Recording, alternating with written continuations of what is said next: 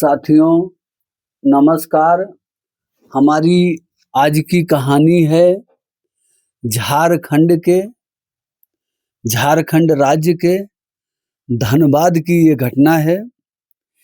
एक प्रेग्नेंट महिला जिसको प्रसव पीड़ा हो रही थी, एम्बुलेंस को फोन किया गया और एम्बुलेंस आई भी। एम्बुलेंस आई आई भी साथियों, लेकिन उनके घर से 1.5 या 2 किलोमीटर की दूरी पर एम्बुलेंस खड़ी हो गई। खड़ी साथियों इसलिए हो गई कि उस गांव में रास्ते सही नहीं थे, गाड़ी का आगे जाना खतरे से खाली नहीं था। एम्बुलेंस का ड्राइवर 1.5 या 2 किलोमीटर दूर ही गाड़ी को रोक दिया, बोला भाई यहीं लेके आओ जो है, इसके बाद चलते हैं, इसके आगे गाड़ी नहीं आ पाएगी। अगर गाड़ी जाएगी तो गाड़ी फंस सकती है, क्योंकि रास्ते इतने खराब थे कि गाड़ी को आगे जाना नामुमकिन। आज भी देखिए साथियों, कई गांवों में ऐसा है कि कोई ऐसा अचानक कोई बात बन जाए, कोई बीमार हो जाए, कोई गर्भवती महिला हो, कोई ऐसी बात हो जाए तो एम्बुलेंस आपके दरवाजे तक नहीं पहुंच सकती है, आपके घर के आसपास भी नहीं आ सकती है। कई जगह जल भराव, टूटे रास्ते, नालियां। अच्छा, हर चीज पे सरकार को ही दोष देना अच्छी बात नहीं है। हम मान सकते हैं इनकी बात पे सरकार को दोष दिया जा सकता है, लेकिन एक हमारा गांव है साथियों, हमारा गांव है, जब बारिश होता है तो कम से कम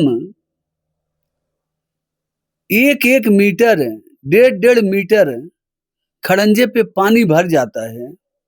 ना तो पानी निकलने की जगह है, ना तो नाली बनी है। आज तक कोई नाली नहीं बनी है और ना पानी निकासी का कोई रास्ता है।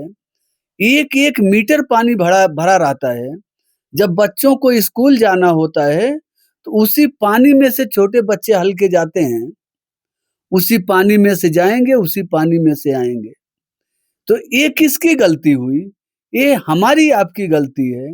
जो लोग वहां रह रहे हैं वो खुद नहीं सोच रहे हैं कि नाली बन जाए, खड़ंजा सही हो जाए, रोड बन जाए। वो खुद नहीं सोच रहे हैं। अगर गांव के प्रधान बनाना भी चाहते हैं तो लोग उसमें अड़ंगा डाल देते हैं। ये मैं अपनी गांव की बात बता रहा हूँ, मैं धनबाद की बात नहीं बता रहा हूँ। मैं अपनी बात इसमें बीच में इसलिए घुसा दिया कि कहीं-कहीं खुद तकलीफ झेल लेंगे, लेकिन जब सरकार चाहेगी नाली बन जाए, खड़ंजा बन जाए, रोड हो जाए बढ़िया, तो लोग खुद खुद उसमें बाधा डाल देते हैं। तो सरकार तो जबरदस्ती करेगी नहीं, वो तो तुम्हारी सुविधा के लिए तो कर रही है। लेकिन साथियों, धनबाद में ऐसा कुछ हुआ कि 1.5-2 किलोमीटर पहले ही एम्बुलेंस आके रुक गई। बोली भाई हम गाड़ी आगे नहीं ला सकते हैं, आप जो है उस मरीज को आप स्वयं गाड़ी के पास तक ले आइए। फिर उसके बाद में साथियों, ये लोग चारपाई पे, खटिए पे उस महिला को लेटाते हैं और 4-6 लोग मिलके उस चारपाई को कंधा देके लेके जाते हैं एम्बुलेंस तक। उसके बाद में उस महिला का हॉस्पिटल में इलाज होता है। ये मेन घटना है जो हमने आपको बताया। और ये साथियों एक वायरल खबर है ये। झारखंड सरकार स्थानीय जनप्रतिनिधियों और स्थानीय प्रशासन के लिए कई गंभीर सवाल पैदा करता है। वैसे हम आपको बता दें कि झारखंड में खटिया व्यवस्था का यह दृश्य कोई पहला वाकया नहीं है। इससे पूर्व भी झारखंड के इसी टुंडी प्रखंड सहित राज्य के अलग-अलग जिलों से खटिया पे मरीजों का वीडियो सामने आता रहा है, जिसमें आप झारखंड के विकास का सहज ही अंदाजा लगा सकते हैं। कि उस गांव में विकास क्या हुआ है।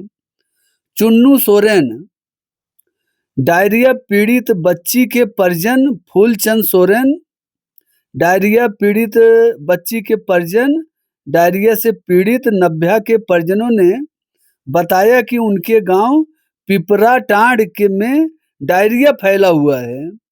करीब 2 दर्जन से अधिक लोग इससे पीड़ित हैं।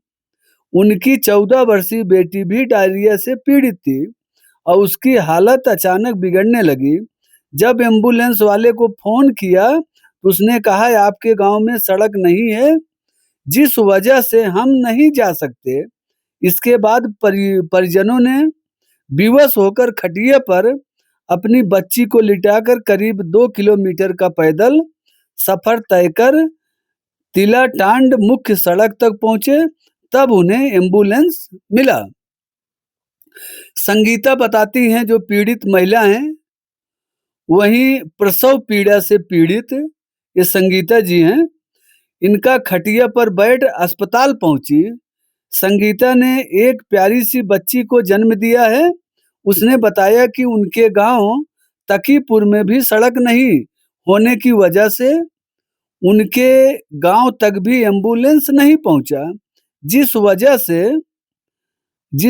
से उनको जो है खटिया का सहारा लेना पड़ा। जिस वजह से उनको खटिया का सहारा लेना पड़ा। फिर वहीं की हैं जो है चमेला देवी हैं। चमेला देवी भी ग्रामीण हैं तकीपुर की। उन्होंने बताया दरअसल उन्हें पता ही नहीं अंदाजा लगा, बताते हैं शायद 20 साल पहले सड़क होगी, लेकिन अब पगडंडी है। जो सड़क थी, सड़क को लोग खा गए, उसको अब पगडंडी बना दिए।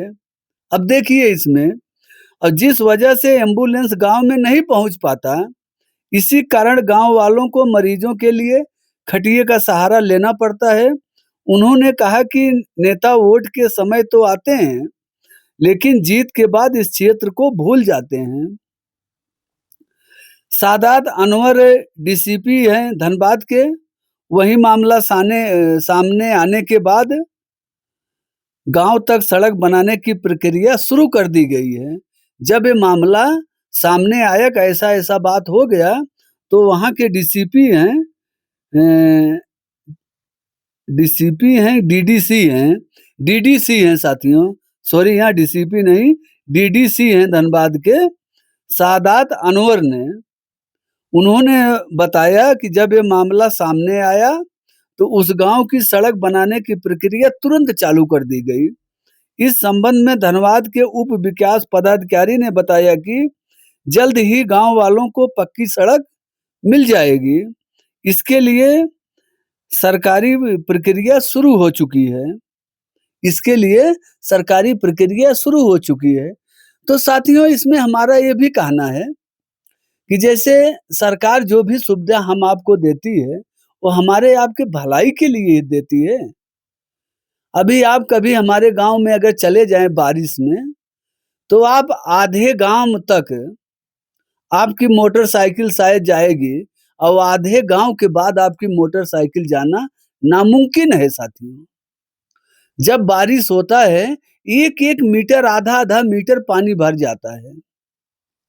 हाँ, तो इसमें हर जगह सरकार को ही कोसना, सरकार को ही दोष देना ठीक बात नहीं है।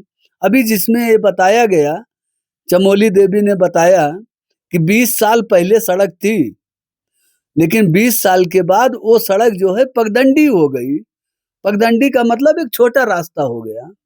लोग उसको आरी बगल वाले काट के वो जगह को यूज कर लिए। कोई ईंटा उखाड़ लेता है, कोई सड़क तोड़ डालता है, कोई खन देता है। इस पर भी कानून बनना चाहिए कि जो सरकार सड़क बनाए उस पे कोई भी हस्तक्षेप न कर पाए, ना तो उसको कोई नुकसान कर पाए। अब सरकार इतना पैसा लगा के बनवाती है और फिर हम आप उसको कहीं ईंटा उखाड़ लेंगे, कहीं सड़क को खोद देंगे, कहीं नाली बना देंगे, कहीं कुछ कर देंगे। अपनी सहूलियत के हिसाब से सड़क को खत्म कर देते हैं। तो साथियों ये तकलीफ इनको इन गांव वालों को झेलनी पड़ी आज जो है। जब इनकी तकलीफ हुई, खबर वायरल हुई, फिर मीडिया वाले भी पहुंचे, बड़े-बड़े मीडिया संस्थानों ने इस खबर को चलाया। फिर वहाँ के जो डीडीसी हैं बीडीसी, हाँ, धनबाद के जो अनवर आलम, जब ये मामला उनके संज्ञान में आया तो उन्होंने तत्काल जो है सड़क बनवाने का कार्य चालू करा दिया। अब वो बोल रहे हैं कि कुछ ही दिनों में पक्की सड़क गांव वालों को मिल जाएगी। यही चीज अगर पहले हुआ होता तो ये तकलीफ इन लोगों को शायद देखना ना पड़ता। ठीक है साथियों, देर आए दुरुस्त आए।